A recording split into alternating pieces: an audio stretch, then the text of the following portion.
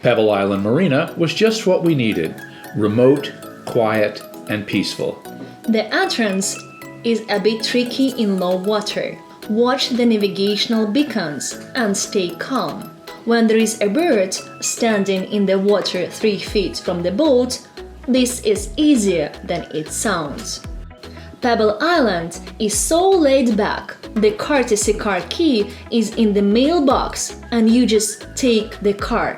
There is no locks anywhere. I love village life. Every day, Billy, the proprietor, delivers fresh baked cinnamon rolls to the transit boaters. Delicious.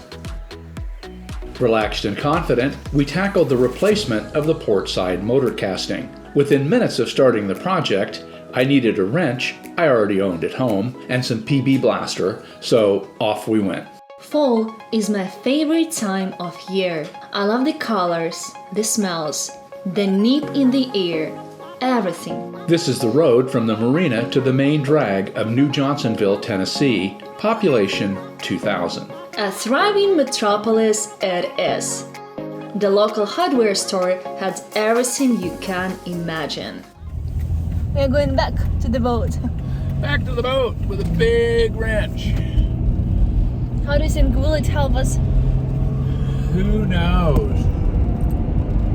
If we break off the bolt that holds the motor to the boat, there are no words to express the level of despair that will come upon the crew, because we are at a marina that has no haul-out facility and no mechanic. Okay, so what happened is the alternator bracket cracked, and this part of this bracket sits on this casting right here and holds the alternator in place, and it basically sheared the bolt clean off and snapped the bracket completely. So we ordered a new casting from American Diesel and a new bracket, and what I'm doing is removing the old casting and replacing it with this one. And of course the challenge was this 15/16 nut, which was seriously jammed on here, but we did a little PB blaster and we got it off. And so now we're going to take this other bolt off and see if this casting comes off. And of course the fear is that when I take this off, the engine shifts. We should be okay. We should be able to take this casting off and put it back on fairly quickly. I don't know if this is going to be frozen in place, because if we affect the position of this motor mount, we will affect the alignment of the shaft and we'll be in big trouble. So the high stress moment here is about to come. We're going to take this bolt out right here, and once we get this bolt out, then we'll see if the casting will come loose, and hopefully we won't have to remove this radiator hose. We hope not. Anyway, get this, yeah, we got this bolt out around the hose, so that's a rusted old piece of poop. Okay, boy, and yeah, this casting is totally frozen. Oh no, I got another bolt yet. Hang on. So, cruising life, right? Working on your boat in remote locations without the right tools. Not with that wrench, I won't. Okay, let me get over here. That'd be a 7/16.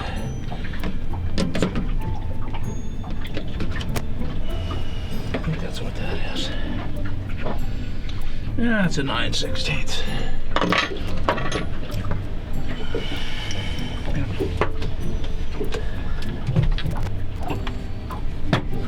And of course this is all groated up because of the belt dust that's all over everything, because the belt was misaligned, because the alternator was misaligned.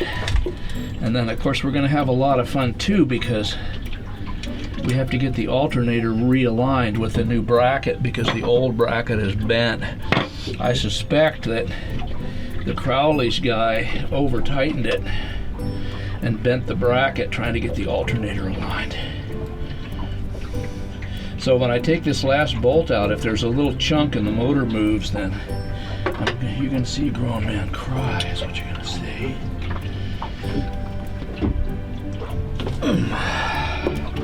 Well, no blood yet today.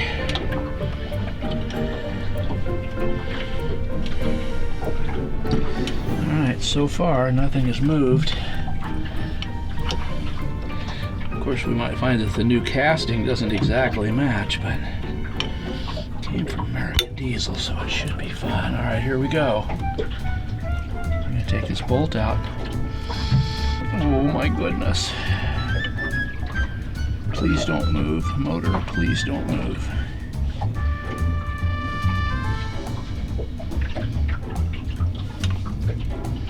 Ooh.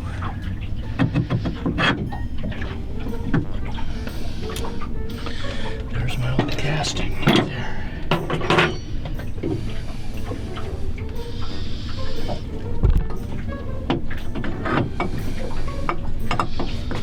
And there's my new one. So the problem we're having is these bolts are so old. You know, they're from the 70s and they're kind of munged up and a little grungy. I don't have a good wire brush to clean them with.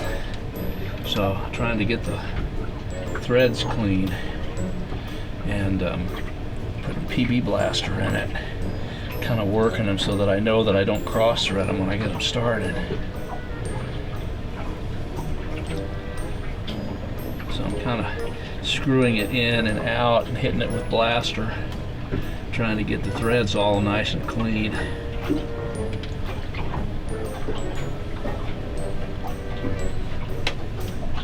Yeah, see that one? That one's pretty good. Because I laid it up on there and tried to put it on. I couldn't get them all started. And of course you cross thread one of these and you're screwed. Yeah, see that one's pretty good. It's just, of course, you know, the one that's the hardest one to get to in that upper top right behind that radiator hose, that's the one that doesn't want to go in. There's just all kinds of gunk in there.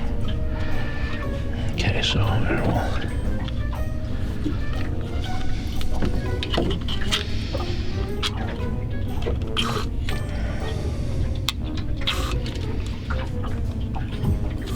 Yep.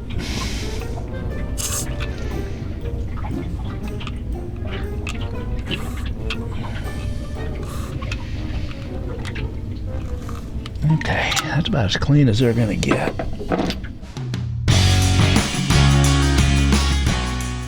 Crew the laundry day means Yorksey gets something new to write. Being fall, we got plenty of rainy days. I love staying inside our warm lady moose on a rainy day. What are we doing, Al, in this raining beautiful day? I'm adding music score to episode 11. Yorksey is sleeping, and you're doing valuable pre-production work on episode 12. A happy day aboard motor vessel Sea Moose. We love rainy days, and we're burning scented candles and running the heat. We pulled out of Pebble Island, recharged in more ways than one. The charging system saga had come to an end. Oh look, it's money to burn. What a beast. Oh, I smell a wake coming. That thing must be making 30 gallons an hour. It being fall, we were treated to an endless colored canvas of beauty as we made our way south. The slowly changing scenery and bridges made the day go by quickly. There were many sections of beautiful, well cared for, spectacular houses to look at. We'd pull up Realtor.com or Zillow and look at the interior pictures of the next houses we were about to pass by that were for sale. Some of the houses looked like they were about to fall into the river. They must pay a fortune for insurance.